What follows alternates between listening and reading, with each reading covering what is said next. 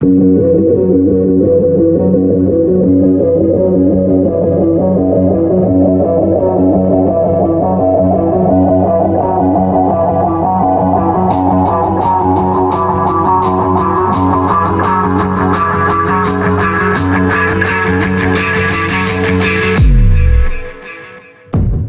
is up, Mohawk Nation? You are listening to the king of accountability, the facilitator of awesome, the ambassador of badass, and defender of freedom, the prognosticator of potential problems, the prophet of political propaganda, the freaking Mohican, Tony Styles, right here on the Tony Styles Show.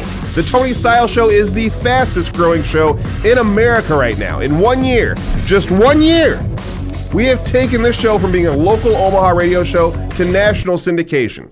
Together, we're taking liberty to the mainstream. We have a great show lined up today. There's a lot going on, and we need to just go straight for it because there's no time to waste. We're going to be talking to James Hearson here in a couple seconds. He's a New York Times best-selling author, and he's also a writer for Newsmax. Great guy. We're going to talk to him about how the late night hosts have gone a little batty and backtracked when it comes to Obama. They're making fun of the OCare website, and then all of a sudden they backtrack a little bit once people start talking about how they turned on the president. So I want to see his opinion on this. I know he has one, and also a couple of racist things, a couple of racial things. There's some racism going on. I don't know if you've noticed. I have. And we also have coming up, we're going to talk to Gary Franchi, good friend Gary Franchi. He is the host of the WHCT World News and also the executive producer and creator of Next News Network. We're going to be talking to him about an event coming up. It is called The Late Stream. I'm hosting it with him. We're going to get together. We're going to talk a little bit about that after the break. We also have Phyllis Schlafly, who is the founder of the uber-conservative Eagle Forum. Don't know if you've heard about her, but during the break, definitely get out your computer and search for her. You're really going to be interested in that. And the way that her and I interact, it should be very interesting to see. So, without further ado, we're going to just jump right into it. We're going to talk to James Hearson. James is on the phone right now. James Hearson, tell me, in a recent article that you had, on Newsmax, you talked about how the late night comedians, they're backtracking a little bit, and we talked a little bit during the break about this. Tell me tell the listeners rather what exactly you mean. Well, sure. What I'm talking about is the Obamacare website, and it has become a part and parcel of our culture. People are talking about it in offices and water coolers and in laundromats across the country. And so it's something that late night comedians and their writers have to put in the monologue, and they did, every one of them.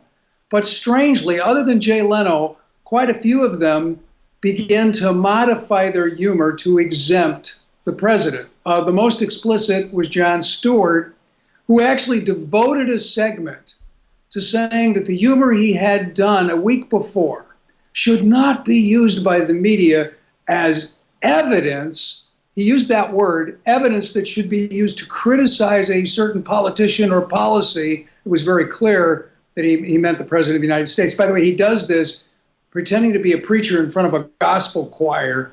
He ended up with a round of profane insults for the media.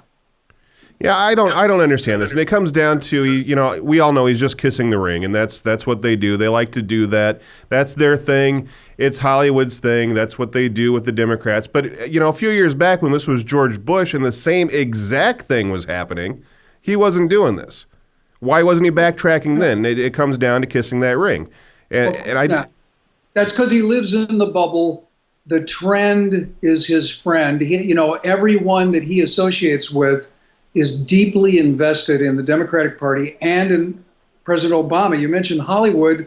Hollywood is a huge source of funds, the biggest fundraiser in the history of politics, hosted by George Clooney, $15 million in one event during the last campaign. Also, of course, the endorsements, and the celebrities put up these videos on YouTube trying to urge people. They're continuing to do that. James Hearson, we're talking to James Hearson on the Tony Styles Show. They continue to do that with healthcare and everything else. They're constantly doing this. I can't believe it. I've never seen anything like it. In the run-up to the launch on October 1st, they had all these videos. They had a hashtag called Get Covered, They must be really embarrassed. Yeah. Because they told all these young people, just sign on to the website. Yeah. Well, Lady Gaga holding a sign says "Get covered." We have the same thing coming from Katy Perry, who's now the #1 followed person on Twitter. These are going out to a lot of young people, to a lot of impressionable people, not just in the United States, but around the world. And for for this to be such a joke, this debacle with the website, with healthcare.gov, this is something they should have thought a little bit about. I can't imagine trusting the government to get something right in the first place. That's one problem that I have. The second problem I have is the fact that you'd back it up blindly. Well, of course. I mean, look, these are uninformed people. That's the case. I mean, the average person, working person, is more informed than the average celebrity. By the way, it was proven just recently at the CMA Awards when they had this. Now they're attacking, by the way, the country music performers that did this, that wrote it, Brad Paisley, Carrie Underwood, accusing them of being racist because they had a skit where they made fun of Obamacare. But the skit wasn't as revealing as the reaction of the audience. As soon as they mentioned the word Obamacare, the audience burst into laughter, like the word is a joke. Then once they finished the skit, people started standing as they were laughing. It was kind of like the equivalent of a standing ovation, but with laughter. I mean, it's amazing how deeply this has penetrated. Don't we have the BET Essence Awards? Don't we, or whatever it is? We have exclusively black award shows, and the Country Music Awards, the CMAs, those are not exclusively white. No, they're not. So how can this be turned into racism? I mean, how about Hootie, Darius Rucker? He's a prominent country star. No, it's ridiculous. And that's what the critics on the left always do. There has been for a while. There was Charlie Pride Charlie Pride. Yeah. There's been a lot of great ones.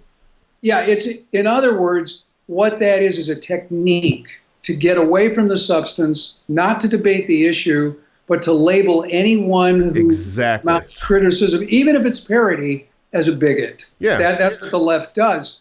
We're talking to James Hirschman on the Tony Styles Show. The fact that we have to point out that there are black country singers is insane. The fact that we have to do that in the day and age that we live in, to have to point something like that out, to say there's a difference, that we still have some sort of racial divide after everything that we've gone through, is sickening to me. And go ahead.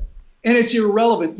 Brad Paisley has written songs to get people aware of racism. Country singers now do basically duets with rappers and hip hoppers. There's no color in the world of country music, and there's no color in the world of any music. There's a lot of rappers that do the exact same thing, and it's very commendable. What it comes down to is it's the political system that keeps on putting this out there. The Jesse Jacksons, the Al Sharptons, the ones that are creating that kind of thing. Those are the real racists in our culture. I believe so too, and there are white racists. We still have the Ku Klux Klan running around, but we can't all be painted with because I'm white.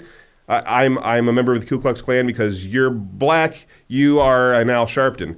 We can't do that. We have to leave all those people out of that and come around and leave them out of our situation and let people be people. I have a unique take on this because Go for it. I was a keyboard player and harmonica player. I toured with the Temptations at a time wonderful. where I was the only white person, only Caucasian person. I can tell you, when you're working together as musicians, just like in sports, just like anything, there's no color. There's no color at all. The color is, are you in tune? Are you playing? Are you actually funky? And that's that's true. It is true. Of course it is.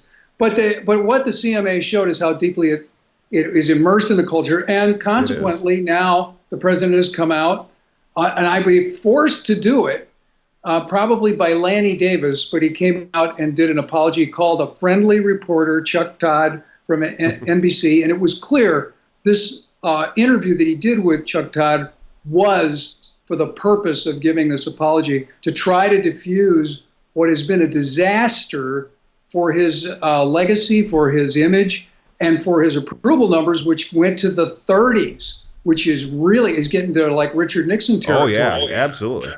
It's insane. I don't know why we're having to see this all happen right now in this time. I know what he's done, and he deserves to have this. He has it coming to him. He's lied enough, he's done enough things, and he's sucker punched us enough times and backhanded us enough that this is coming down on him. You can't expect to get away with this much and not have repercussions. He's been blessed not to have as much. He should have been impeached. That's my personal opinion. He's been protected by a fawning media. But the other thing that's happening here is we're watching the destruction of the greatest healthcare system on the face of the earth slowly being destroyed. And real people, now 4.2 million of them, are suffering the anxiety of having zero coverage. That's like the size of a European country. Now, so the idea that this president would come out and apologize, but not back up the apology with real action, which means that he'd say, hey, I'm getting together with some free market people. I'm going to listen to them. That would never happen. They're right. I know this isn't going to happen. Never in a million years. Keep on going.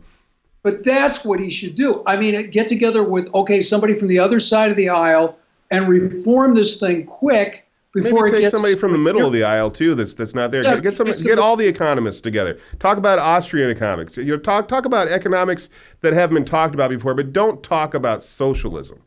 That's why and don't talk about fascism as if it's just something that we have now, because it's not. It's not something that should be. Go ahead. I'm sorry.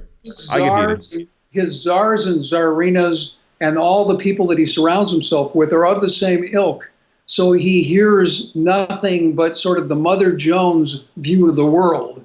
And so but now that there's real evidence that what Ted Cruz was warning about is true, then a real leader now says, hey, I'm not just going to apologize, I'm going to really change things. I don't expect that from this president. I'm with you. I'm absolutely with you. But the problem is we could have an irrevocable damage to the greatest healthcare system that we may never see repaired in our lifetime. James Harrison, you are a smart man. I like you. I'm going to have you on more. I agree with a lot of the things that you say. Of course, I can't agree with everything, but for people that I have on, I get a lot of people that are just yahoos, don't know what they're talking about, that are just so one-sided they are blind. I like what you have to say. I think there's a lot of things that we could talk about, and thanks for coming on to the show. Plug yourself, plug Newsmax, and all that good stuff. Sure. Newsmax, great site, #1 conservative website. I also have a site, jamesherson.com, HIRSEN, and I'm on Twitter at the Jim Jams. Join me, and thanks so much, Tony, for having me on the show. Absolutely. It was my pleasure. That was James Harrison. Did he say that his Twitter name is at the Jimmy Jam? That's adorable. I don't know if I would be ballsy enough to do that. That's a little cutesy for me. Sounds like something you get just before you have the trots. We're going to be talking to Gary Franchi when we come back from the break. He is the host of the WHET World News and is the founder and executive producer for the Next News Network. He has a thing coming up called The Late Stream coming up on Thursday. You're going to want to watch that because I'm on it. I'm co-hosting it with him, so you're going to want to check that out at nextnewsnetwork.com, nextnewsnetwork.com. Check that out on Thursday night. We're also going to be talking to Phyllis Schlafly later on in the show. She is the founder of the uber-conservative website, Eagle Forum. It's a forum. No, I guess it has a website too. You can check that out. You should go there during the break and check that out because it is ridiculous. You're going to want to stick around. You're listening to The Tony Styles Show.